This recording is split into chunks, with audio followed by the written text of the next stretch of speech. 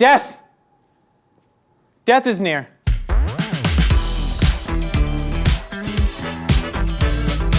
Welcome back to Mythical Kitchen, where dreams become lambs that are so undercooked the following Mary to school. You donut! Was that a good Gordon Ramsay impression? I thought it was pretty good. All right, so Gordon Ramsay and I, we got a little bit of history at this point, right? He ripped on my food on TikTok, I ripped on his food on YouTube, but there's too much division in the world right now, and I wanna squash this beef once and for all. What better way to do that than to recreate his signature dish, the Beef Wellington, using only ingredients that I could find at the 7-Eleven. Gordon Ramsay, lap it up. Lap it up, Gordon. I'll be breaking the recipe down into 3 easy steps. You can snag the time codes right there. We also got a full written recipe down in the description. Sorry about that, everybody. And hey, do you like podcasts? Well, too bad, because if you're watching this video, you have to listen to ours. It's called A Hot Dog is a Sandwich, and you can find it every Wednesday wherever you get your podcasts. Let's get cooking.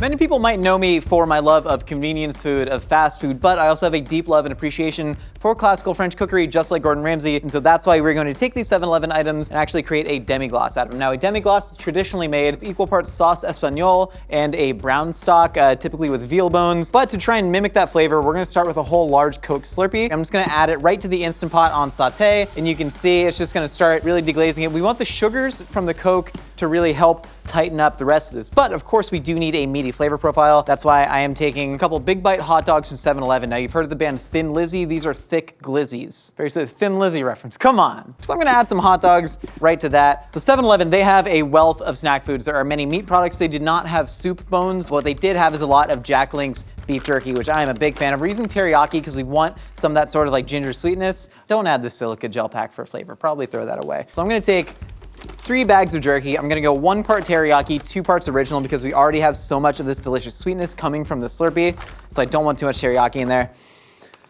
Oh, gosh, just huff your beef jerky more, you know? So we're gonna add that in there, and the Slurpee should be good to just fall out right like that. That's really great. That's gonna melt down. So we're trying to create a sort of rich, meaty stock, but when we reduce it down after we strain all this, all the sugars from the Coke are really gonna help tighten it up and round it. But the one more ingredient that we need to add, because the fat won't render out of a hot dog because they've just chemical processed it all in there, is a little bit of hot dog chili. So this is right from the chili tube that you squeeze in, it goes, and it kind of vomits out chili onto your hot dog or nachos or cheeseburger big bite. Or you can just take a bag of Doritos and shove it under the chili thing, or you can just take a Slurpee cup and fill that with chili, but then the owner of the 7-Eleven gets mad at you. What we've done is we're taking that and we're adding it to this because it should give you a nice rich amount of fat. I'm also just gonna take a little bit of water to thin this out, really get it working, and then we're gonna bring it down later and really tighten it. Yeah, not all Beef Wellingtons are finished with a demi-glace, but for me, it's about taking these ingredients and really elevating them, right? And so that's what we're trying to do with this 7-Eleven Wellington, also known as the 7-Eleven, also known as the screw you, Gordon Ramsay, you pretentious. All right, so we have the demi-glace that has been, oh my God, that is absolutely incredible. I wish you could smell this. It's like the bathroom at any major league ballpark, but in a good way, you know, because I mean, you get all the hot dog, all the beef jerky, and then that little subtleness of Coke, which I think is really gonna add some nice aromatic flavor. So I'm gonna take this, dump it into the sauce pot, and then you're gonna want the hot dogs to just kind of cascade into the strainer. Now, the good thing is you can still eat these. Now, the good thing is you are gonna wanna still eat these hot dogs, so you can just kind of keep this on the side for snacking. So we got our demi-glace. Right now, it's just a rich beef jerky and glizzy stock, but we're gonna reduce that down. We're gonna mount it with a little butter. So now we have to make what's called a Duxelle. Now, traditionally a Duxelle is made with, you know, porcini mushrooms and occasionally chestnuts. I know, Gordon, you love chestnuts in yours. Well, what I'm gonna do is I'm gonna add corn nuts to mine. Now, these are ranch flavored corn nuts, so you're gonna get that beautiful little acidity from the ranch flavoring packet. And then 7-Eleven, they're not exactly known for having a wide selection of fresh vegetables. However, what they do have are several different hot dog and taquito condiments, such as Pico De Gallo, which is, of course, red onion and tomato, a little bit of jalapeno, and definitely some coriander in there, as Gordon would say. So we're gonna add that to our food processor, and then we're gonna drop some pickled jalapenos in there as well. So we're just gonna take some corn nuts, pop those in there. I love adding nuts to different sauces like this because they add such great texture and just a little bit of fat and some nice body. So corn nuts are really crunch up nice. And like I said, not a ton of fresh vegetables, but they did manage to process vegetables into little straws. Now what you can do is suck a Slurpee down with this as well, but I'm gonna add them for just a little bit of texture and starch, because you do need to cook a Duxelle down until there's no more moisture in it. And the little bit of starch in the veggie straws is going to help that process. And then,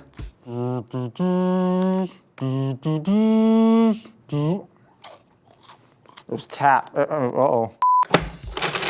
So you're just gonna really let this turn into like a nice chunky paste here.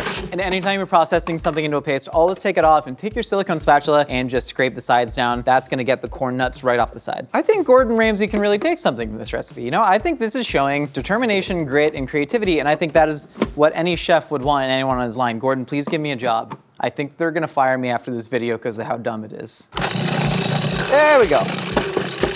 If we're really being honest, I mean, this is somewhat similar to a Spanish romesco. I mean, you have the tomatoes in there, you have the peppers. Instead of roasted red pepper, we're doing pickled ballpark jalapenos, and then the corn nuts are almost like a Marcona almond. So for me, I mean, I think this is gonna lend a ton of great just flavor and acidity. And when we wrap the whole thing in lunch meat ham, I think it's really, really gonna come together. So I'm gonna, come on, just dislodge this, and then we're just gonna get our paste right into the hot pot, and you'll see all that liquid really start to dissipate, and then this will be ready. Oh, scorching a little bit. Whoop, don't mind me. Oh, what's all that black stuff in the pan? Give me a sec.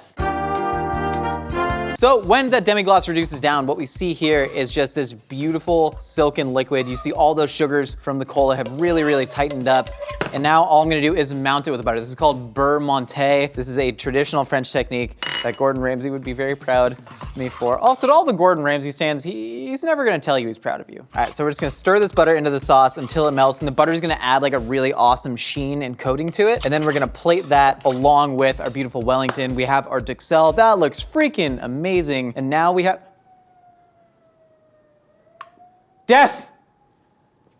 Death is near.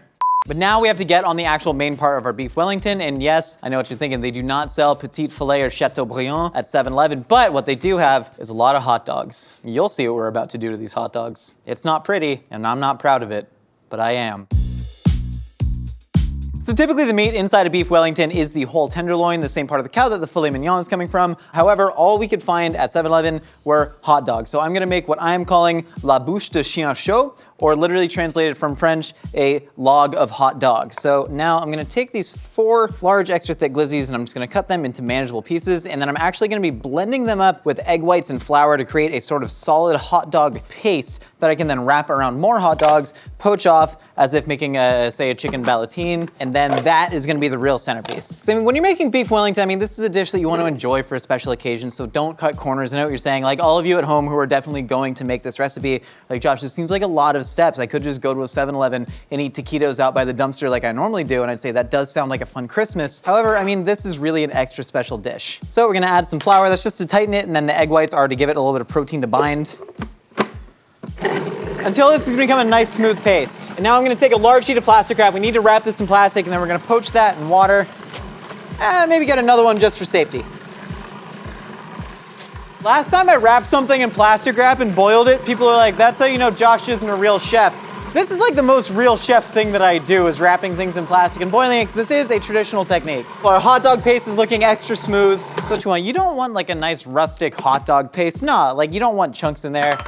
This is refined French cookery. You want it to be nice and smooth. So what I'm gonna do is I'm gonna slop this hot dog paste right on here. We wanna kinda get it in an even line. And again, don't worry about it sticking. You could use some food lube in there. They do sell that at 7-Eleven as well. I'm just gonna get this nice little slop. I'm gonna keep some reserved for extras, and then I'm gonna kind of make a little bit of a trough. Then what I'm gonna do is I'm gonna take 3 hot dogs, because I wanna get like a really dramatic sort of cross section, because that's one of the beauties about beef Wellington. That's why Gordon's is so delicious. You cut into it, you see all of that rare tenderloin. So what I'm gonna do is I'm gonna cut into it, and I wanna see like this sort of triangle of hot dogs. So I'm gonna take some of this paste and I'm gonna spread it between the hot dogs as a kind of mortar, because I don't want any air pockets in there. So just take it almost as if you're icing a cake and spread some of that in the crevasses. You think Gordon Ramsay ever cooks in jorts? No? Coward? All right, now we're gonna take this and we're gonna fold it over. I'm gonna try and smooth out those air pockets and get it into a perfect cylinder here. Absolutely gorgeous. This is really fantastic. I mean, it's such a fun brunch recipe for the kids. What kid doesn't love eating a large log of hot dog wrapped in pastry of suspect provenance? There you go, we have our perfect, don't groan at this is beautiful. This is art. This is what you went to culinary school for. It's kind of, I feel bad now. You're doing great, man. You got a good job, you know? Now I'm gonna take this beautiful bouche de chien chaud, and I'm just going to wrap this extra tight, and then take the ends and give it a little whirly bird. There we go, tuck that back, and here is our lovely hot dog log. All we're gonna do is drop this into boiling water, splash all around your kitchen. We're gonna pop a lid on top of this pot, and we're gonna let that steam and poach for about 15 minutes. We're gonna pull it, we're gonna ice it down, and then we get to Wellingtoning. Now is the most important step in the process. We have to wrap our Wellington. Typically it would be made with puff pastry. However, they did not have that at the 7-Eleven on the day that I went. What I did find is a whole cheese pizza. So what I'm gonna do is I'm gonna start by simply scraping off all the sauce and cheese. And you see the dough is actually still raw under there, which is exactly what I want because we want it to be pliable enough to fold around our bouche de chien chaud along with all of our other ingredients. So we're simply gonna gather our cheese into a little pile in the middle, and again, save this cheese. This is good eaten cheese. You can use that with the discard hot dogs from your Demiglace. It's gonna be really lovely.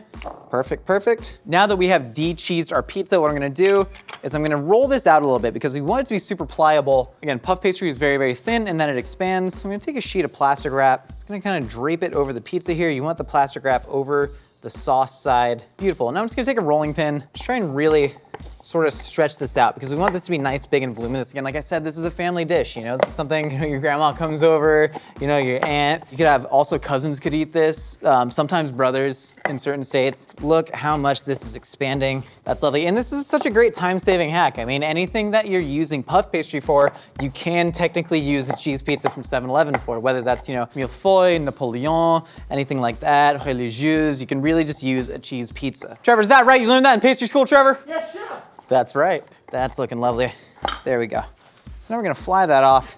And then I'm actually gonna take a pizza cutter and I'm just gonna get the crust off because that's gonna be a little bit obstructive to what we're trying to do here. I'm just gonna cut the outer rim of the crust off to try and make it more even. There we go. All right, just pull that off. And again, what is typically done with the crust is you take this and you would wrap it into a sort of braid and then weave the hot dog inside there, cover it with melted cheese and eat it.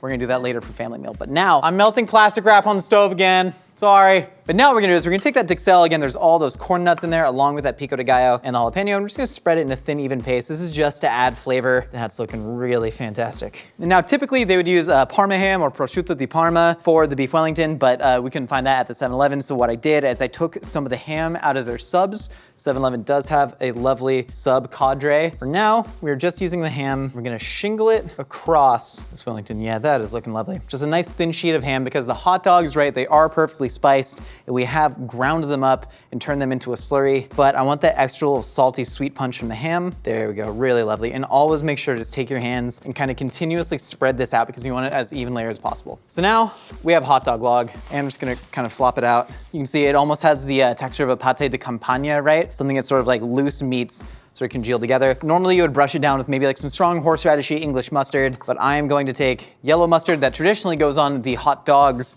at 7-Eleven, and then I am taking the nacho cheese. Fun fact, the only botulism death in America in the last decade was from nacho cheese at a gas station. That is a true fact, people. So now I'm just gonna take a pastry brush and I'm just gonna whisk together. It's gonna give it such a gorgeous color as well. Absolutely fantastic. Now I'm gonna take my pastry brush and we're simply gonna brush down meat log with our nacho cheese mustard. Moutarde de fromage nacho. And the key to this is, seasoning every step along the way. Fantastic.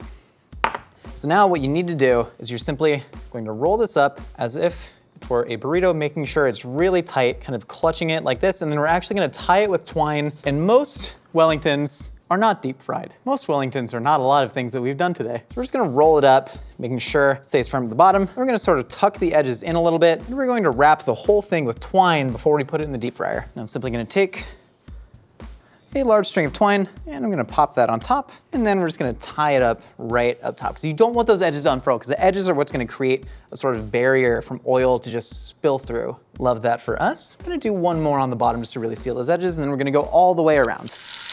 And now we have our little beautiful Wellington all bundled up. All we're gonna do is we're gonna drop it in the deep fryer flash it about 3 minutes till it's golden brown.